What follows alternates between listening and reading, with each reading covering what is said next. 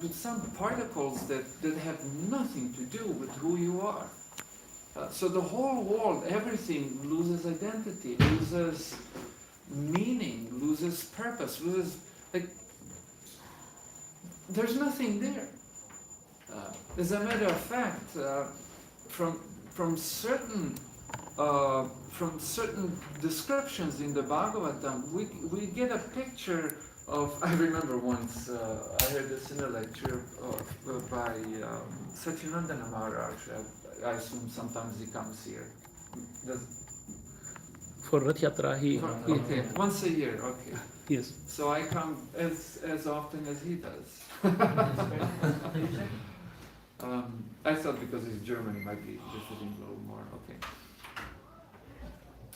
I heard this idea in one of his lectures a billion years ago, maybe like 20 years ago, maybe even more. I don't know. It's been quite a few years, probably even more, maybe 30 years ago. But he.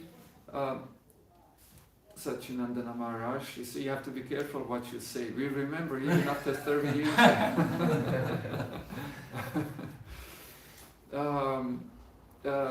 He spoke of an atomic dance. He didn't speak a whole lot about it, he just referenced it. And you know, when he painted this picture of atomic dance, so 30 years ago, I was only 20, 21. You know, at that age, this was a revelation to me. What is the atomic dance? He said that if you were to break, as we have done through the process of analysis, if we were to break reality down to smallest particles, and what they are, we can't even tell. I don't know what the latest science says about what are the smallest particles and what's in between them. I don't know. Like, I'm not a scientist, so please, please excuse me. But I do remember there are smaller particles than atoms, you know. And even atom, what kind of a thing you need to see an atom? It's that small. But you can further break it down. And so you have these small bits and pieces that Upanishads, for example, in order to illustrate, use the example of dirt or mud and a pot. So pot, believe it or not, it's made out of mud. I don't know what, nowadays it might be made out of some other things. But in pre-industrial times, pots were made out of clay, a mud. You take mud and then you shape it and you get a pot. And you can break that pot, moisten it, and then, you know, some of it divided into 10 pieces. And then each piece mixed with some other mud and make some other things. But it's the same thing. It's these little particles that come together and create a laptop, a tree, a building, Cologne.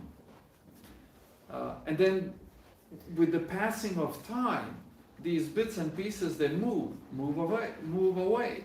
They're not in cohesion. And then you have, what you have, it's breaking down of one thing, and out of that same pile of particles, you have a creation of another thing.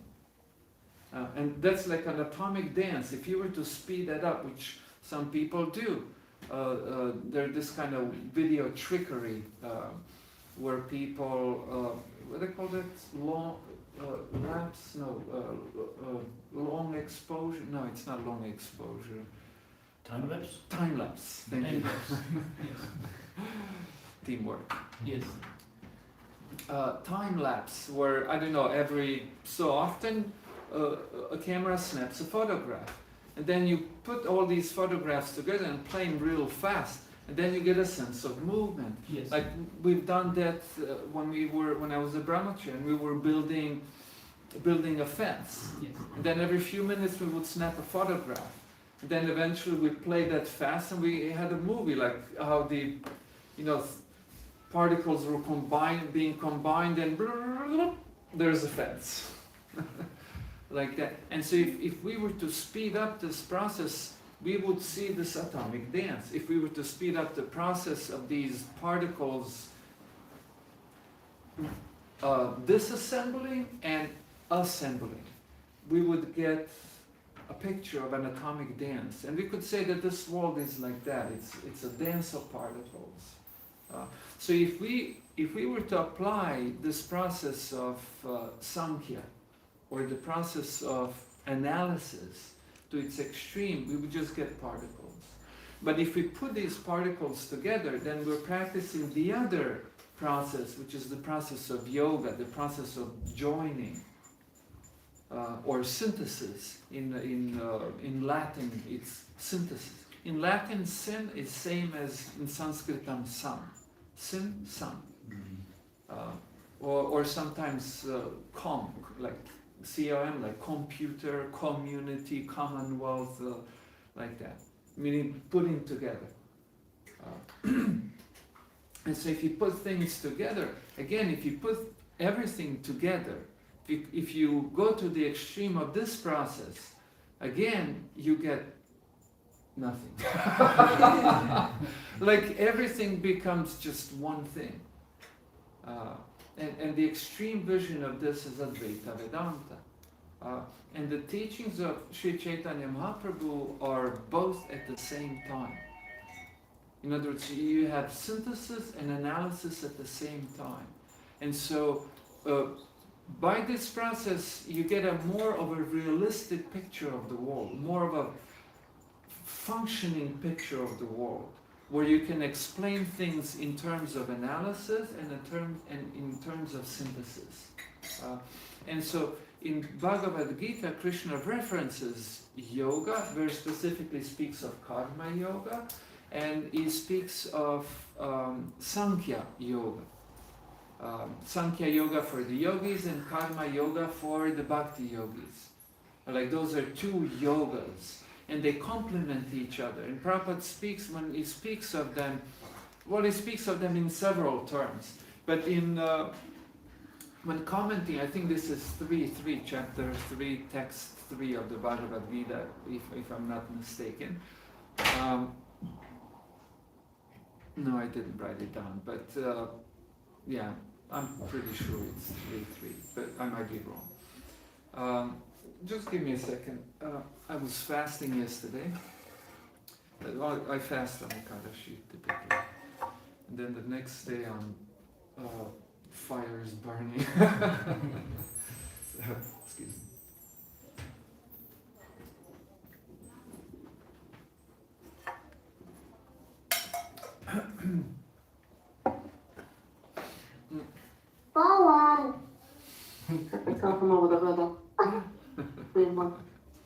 We hear you. Yeah. We hear a child. I can make it. It's okay if you want to wait. Yeah. So, for the sake... Ne, čekaj, ma nisam slikala ništa. Ti koja nisi slikala ništa, čujemo te. That was you.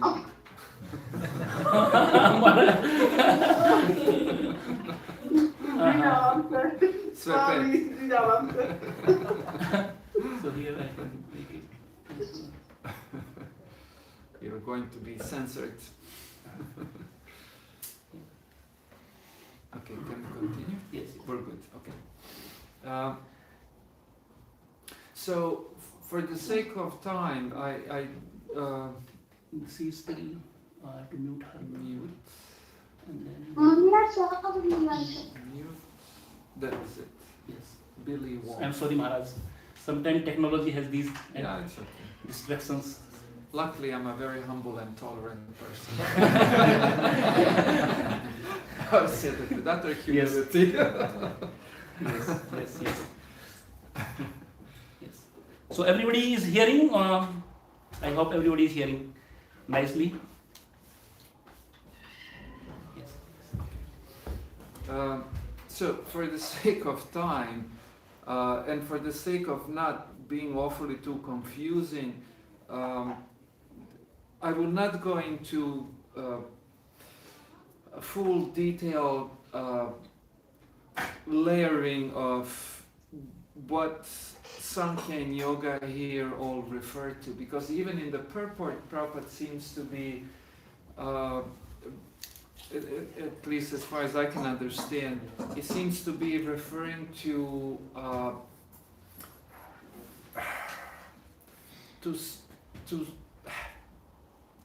several several identities of these terms, and so I will just take one abstraction from it, and well, not to be accused of speculating, I will first read to you 2 or 3 sentences right from the beginning of the purport that Srila Prabhupada wrote to this verse. So Prabhupada writes, in the 2nd chapter, verse 39, the Lord explained 2 kinds of procedures, namely Sankhya Yoga and Karma Yoga, or Buddhi Yoga. In this verse, the Lord explains the same more clearly. Sankhya Yoga, or the analytical, very interesting, Sankhya Yoga, or the analytical study of the nature of spirit and matter, is the subject matter for persons who are inclined to speculate and understand things by experimental knowledge and philosophy. So, like Prabhupada almost defines here Sankhya as I think they're called naturalistic sciences. Do you know? Do you have that term in Germany? Naturalistic sciences. Naturwissenschaft. Yeah. So do you know what that refers to? Naturalistic sciences. What? Okay. So. I know in Croatian. So this is what they do, exactly what Prabhupada stated here. Analytical study of nature, no spirit though, just matter.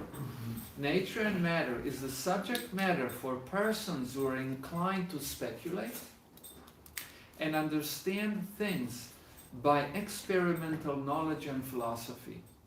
In other words, they're trying to understand things without having to refer to religion, without having to refer to faith, without having to refer to a teacher.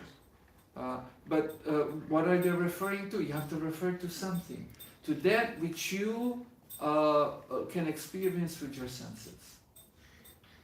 And so that means, Prabhupada puts it as speculation, which means thinking, which means logic, which means reason, which means experiment, things that you can repeatedly do and always get the same result, without having to refer to faith.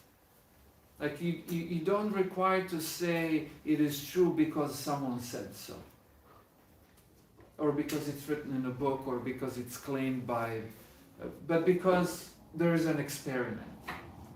And by that experiment, we logically conclude this, that, and the other thing. These are naturalistic sciences. And then yoga is not like that. Yoga here would be exactly something like religion.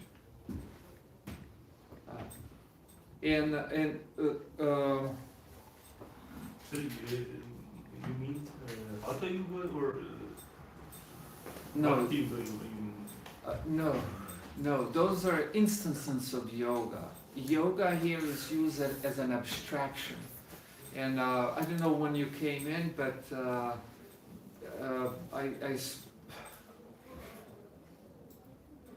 please forgive me.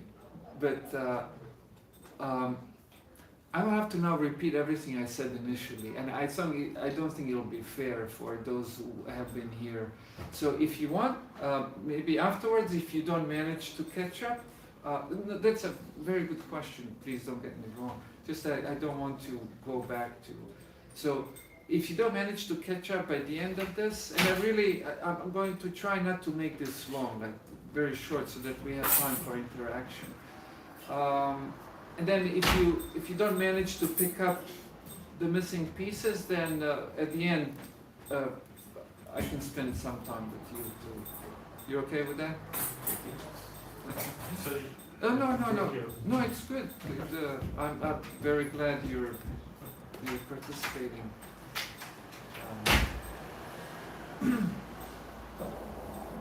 And so, yoga here would be religion. So what we end up here with is something like religion and science. And Srila Prabhupada later in the purport makes exactly such a statement. He speaks about the symbiosis. You know what symbiosis means? Bios means love, life. And sim means, like in Sanskrit, sam again, right? Together. Life together. So symbiosis, how they live together. Symbiosis of science and religion. And, okay, let me read it. Quote, therefore, both the yogas are interdependent. So Prabhupada's making a very interesting claim that so the two yogas, they depend on each other. And if we were to make that abstraction that I have made, yoga and Sankhya into science and religion, still same holds true. So Prabhupada says, therefore both the yogas are interdependent as religion and philosophy. Religion without philosophy is sentiment, or sometimes fanaticism. It's a famous, I thought was famous line from Prabhupada, sorry. Religion without philosophy is sentiment and sometimes fanaticism.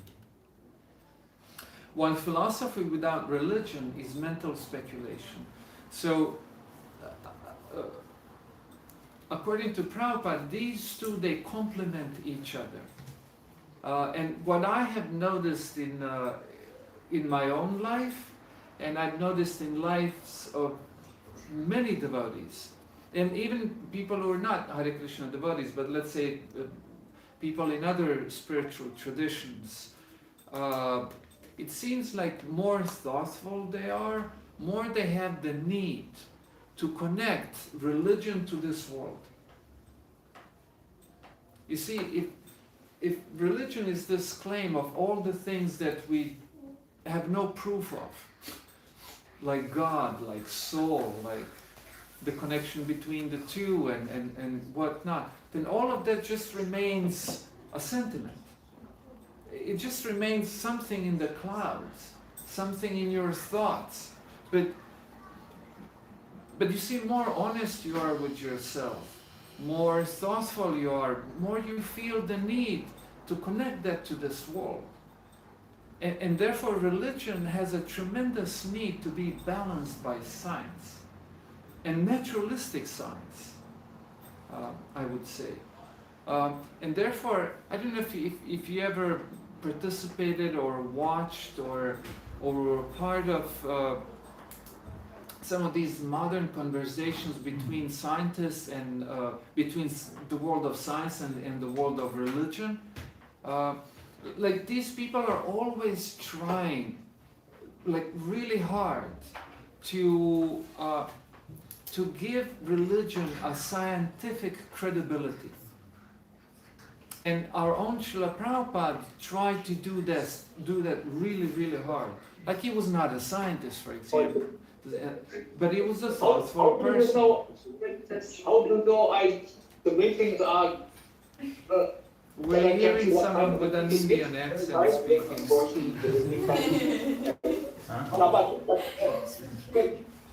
What time is it? Every day for the meeting? Oh, that's you. Or every week, every day? I can. Okay. That was it. Yes. I will make one devotee as a host, Gagan Prabhu, and he will take care of everything in the future. So Gagan will... This is okay. It's not too bad. We had only 2 incidences. 2 offenders. Gagan is there. So I will make Gagan Prabhu as the host. So I already discussed with him, make host. Make host. Confirm. Yes. Gagan Prabhu, now you are the host. You can also moderate the question answer session, please. Thank you. Yes, I can do it. Thank you, Maharaj, for the opportunity. Yes. Thank you, Prabhuji. Thank you. Thank you.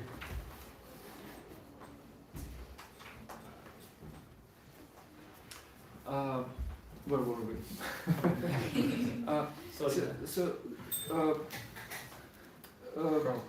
Prabhupada was not a scientist by profession, but he himself felt a need for it, and he also felt that within ISKCON there should be, for the sake of better understanding Krishna consciousness, for the sake of giving Krishna consciousness modern credibility, Prabhupada formed Bhaktivedanta Institute. I don't know if you know this. Yes. And Srila Prabhupada wanted to give large sums of money, Lakshmi, to this department. And the idea was to gather devotees with scientific background and to try to give religion in general, very specifically Krishna consciousness, Gaudiya Vaishnavism, the theology, Yes. give as much naturalistic science credibility as possible. Yes. But I don't know if you notice, like, how, like, that's impossible. I mean, ultimately, how do you physically prove a metaphysical thing? Yes.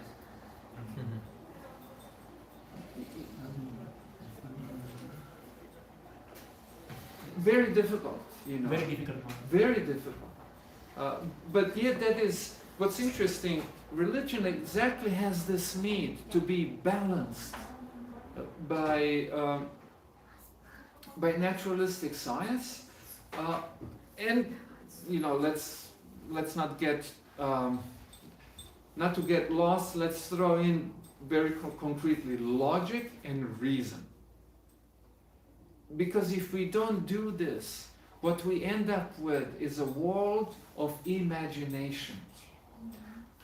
And religious domain has a tendency, and we have seen this throughout history, has a tendency to hallucinate a lot. I don't want to get in trouble, but I spent a good number of years academically studying certain religious traditions.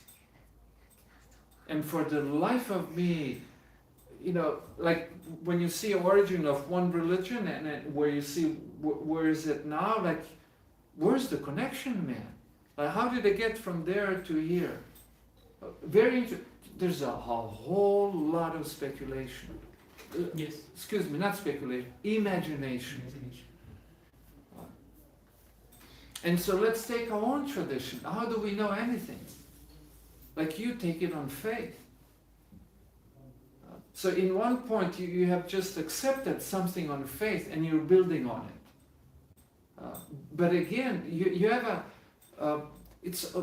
sometimes I see religion or Krishna consciousness in particular as a pyramid upside down. Where the large portion is on top and the tip is down at the bottom. And the whole pyramid is resting on this one sharp, weak point.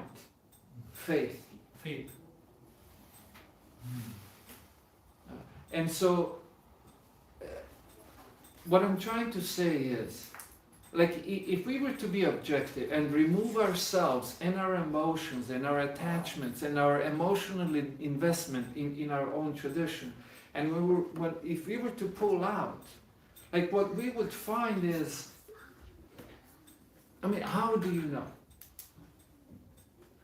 And what's interesting, you have people of one pyramid talking to the people of another pyramid. And all they can say is, I'm right, you're wrong. Yes. You see, when you meet a person from another pyramid, like, your religious claims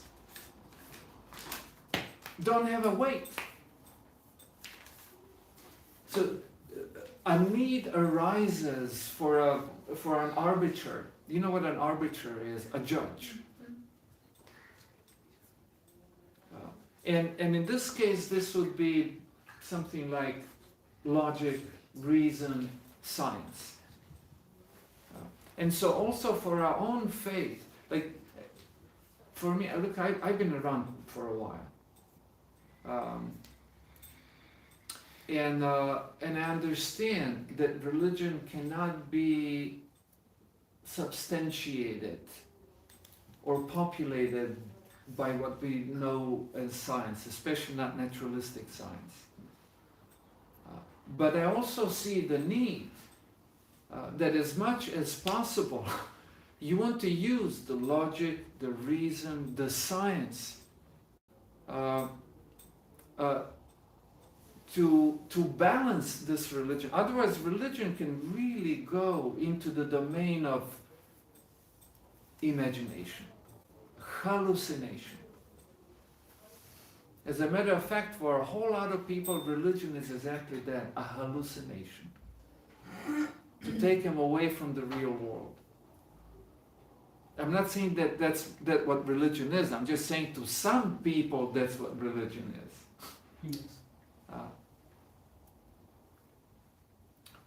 So we find ourselves in this kind of interesting situation where you have religion that needs to be balanced by science. So Prabhupada's saying something like that here.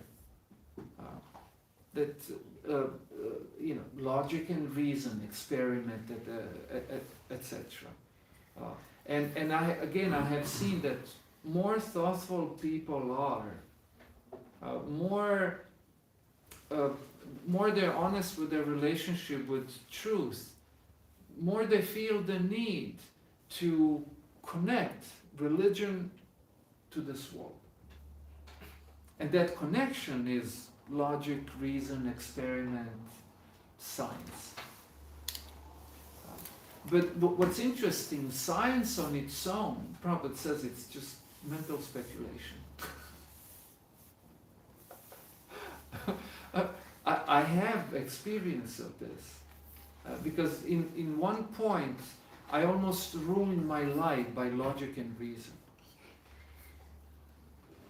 I mean, I was like inches away from a catastrophe. If you have ever given yourself only to science, only to logic and reason, at the end you cannot conclude anything. Like you come inches away from being insane. If you just study like the basic problems of epistemology, the science of trying to get to know what you think you know, like how do you know what you think you know? And then there's this one funny thing, which really super complicates things. This is like when you, it seems like more chance you give to a thought, more that thought seems to grow. And so more chance you give to religion, it seems to make more sense. And if you have the courage to do the same thing with atheism, for example, or materialism, you end up also, figure out, man, this makes a lot of sense. And then you find yourself in this situation, well, can I ever get to know anything? Like you see your what's the state of being fragile, your sensitivity, your fragileness. Well, what's the English term? Does anyone know? Perhaps the state of being fragile. In Russian, I know. Yeah. Just like the glass, Yeah, you can break. Yeah. Brittle. Yeah. Brittle. Yeah, like you're fragile. Let's just put it this way. You fall apart, like. And so, what's your capacity even to understand things? And I mean, I remember certain discussions we had with a group of our GBCs and gurus. I thought my brain was going to explode. Like we couldn't agree with each other, you know. And every time we brought in an expert, the expert would convince us one way, and then we would bring another expert who would then convince us the other way. And then you're like, and then you have to make a decision, and you're not the expert. Yes.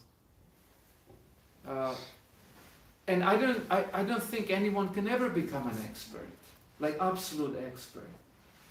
It seems like we as human beings are small, tiny, which I remember when I was a teenage boy, and when I read this in Prabhupada's books before I met a devotee, you are small. And I was like, oh man, this is so right.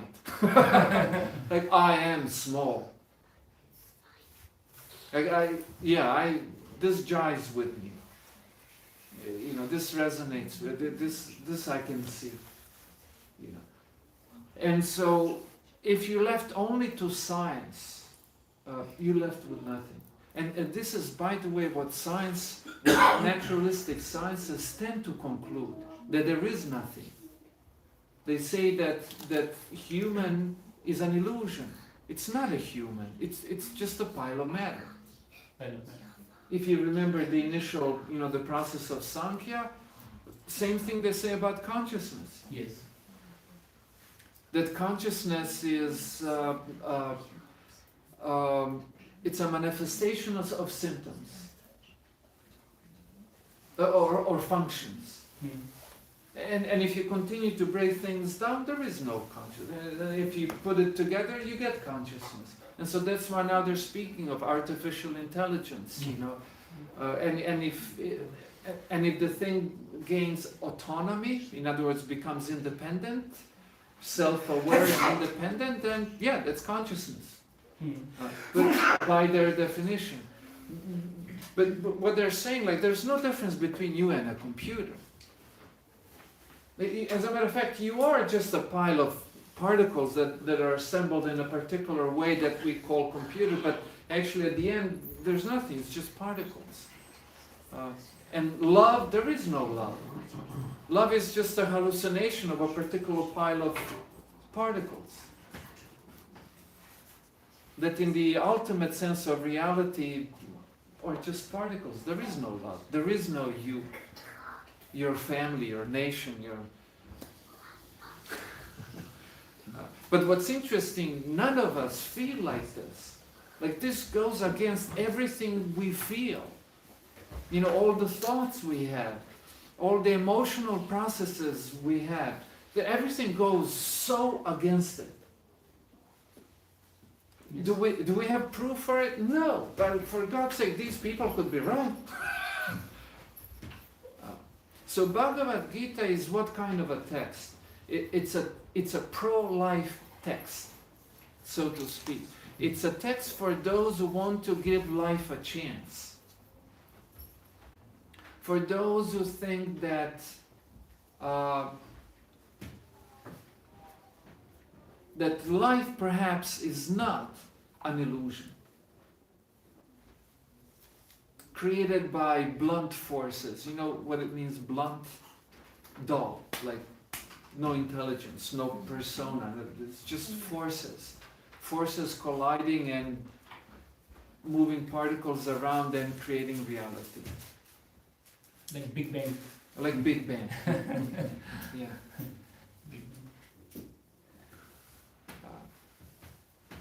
And so that's Bhagavad Gita. And so what Bhagavad Gita does, it combines the two, this world and the metaphysical picture of it. That's what Bhagavad Gita does. But what's interesting here, in this extrapolation of mind, building on the words of Srila Prabhupada here, that science requires, religion requires science to balance it. And science requires religion. Because without religion, I mean, the science concludes there's nothing. Dude, like, what's the point of anything then? Like basically we're just, I don't know what, we're just, particles that are hallucinating that we are, but we are not. The whole thing is just an atomic dance or a dance of particles being stirred around by some forces, and what the hell are those forces? But the picture Bhagavad Gita paints is that of Adibhuta and Adidaiva. That there is the Bhuta, the creation, and there's the Daiva, the intelligence, the persona behind it. Yes. And that's, in other words, Bhagavad Gita is a text for people who want to give life a chance. And to me, this is more of a superior attitude. This is a superior attitude than that of a materialist. And I have heard once Anand Das Goswami Maharaj compare materialists to Brikasura. If you remember the story of He Brikasura. wanted to put the Correct. hand on the Yeah, that's the one. Shiva, Lord Shiva, Yeah. and want to kill Lord Shiva. Yeah. He was performing horrible austerities, like really horrible austerities, cutting his flesh. I mean, crazy guy. To get a boon. And what was the boon? To gain some power. What was the power? That who's ever had his touches will explode. Monsieur, what a fine desire.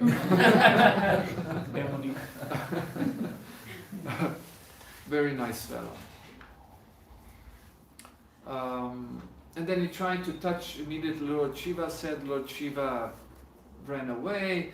Lord Krishna comes as a child before him and tells him, Lord Shiva always, everyone knows he occasionally tells a lie. If you touch your head, you'll see that he was lying. He touches his head, and that's the end of the demon. Krishna is very smart. Yeah. And so, Maharaj says, what kind of a person is this? Like so stupid, like suicidal. And then this he said, made him think of these materialists, like people who insist that there is no life, that life is an illusion created by the dance of particles. In other words, they insist on suicide. Like someone is giving them a chance to be alive. Like, dude, give it a thought. Yes. But no, I want to die. I don't want to be alive. We're particles. That's it. But what's interesting, in this society, if someone wants to commit suicide, no one thinks, oh, excellent choice, man. I'll give you a hand. No, if someone wants to commit suicide, we think this person is extremely unhealthy. This person needs help. But then in schools and everywhere, what is being taught is a suicidal worldview, which claims there is no life. There is no meaning. There is no value. This is all illusion created by the interaction of particles induced by forces which we don't know what they are. And then I always remember this in San Diego, California. Elementary school. How old are kids in elementary school? 10, 12, something like that, right? I didn't think more than 14. 6 to 10. From 6 to 10, okay. Yeah. I think in the States it's up to 12, if I remember. Yeah. Doesn't matter, but right there you teach kids there is no soul, there is no God, there is no metaphysical reality. You are a pile of matter. You're a pile of particles. And then everywhere, big walls, giant walls outside where kids play, they have huge signs, you matter. You are valuable. Like, how, dude? I mean, like, this is schizophrenia. Yes. Like, man, this is sick. This is contradictory. Like that. So what I'm trying to say is that, I cannot scientifically prove that there is God and there is soul. I cannot.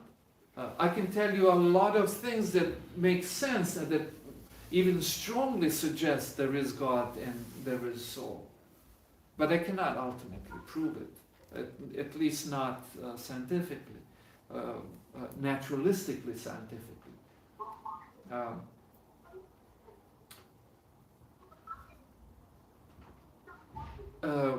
We have some kids or maybe adults again on the speaker. Good, thank you. But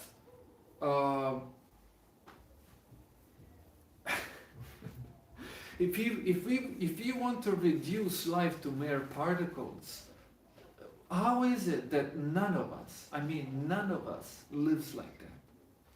None of us feels like that. It feels super unnatural. And then you have absurdists. Absurdists are people who think that life is absurd, that reality is absurd. What's a German word for absurd? Probably sane. Absurd. Sane, yeah. In other words, the absurd is right there where we seek meaning but we cannot find it. And therefore they want to say, let's just live like there is no. Thank you. Hari Prasade sarvadukhanam hanir.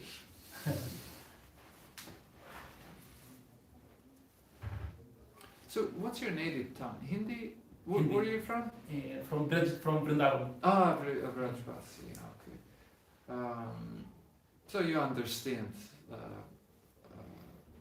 Prasade sarvadukhanam hanir. Hari. Yeah. By getting prasadam, all the dukkha is destroyed. Yeah. That's from the Bhagavad Gita. So when you get prasadam, no more dukkha, no more.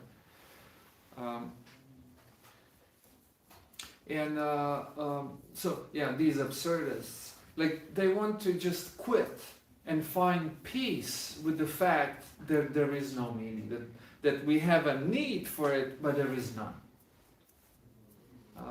And my response to this is, I can tell you how I deal with it. My response is, I am an absurdist, in a sense that I do accept that perhaps there is, maybe I'm wrong, perhaps.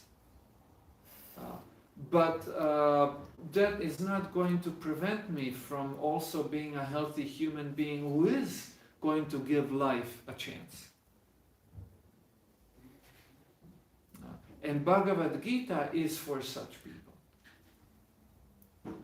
Can science prove religion? No. But science needs to balance religion.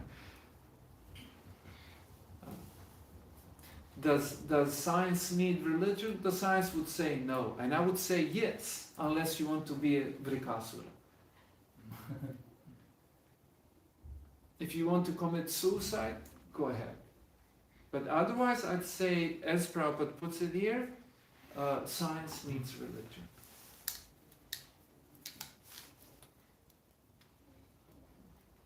And now, most of us here were in a religious domain, and I think for us, like of the two, I think we really need a lot of science, a lot of this science balancing religion, good reason, and so on. Because cheap religion is exactly that. Religion without much sense. I don't need to disturb anyone, but in my experience, I don't want to say most, but a whole lot of devotees are just, every other sentence they utter makes no sense.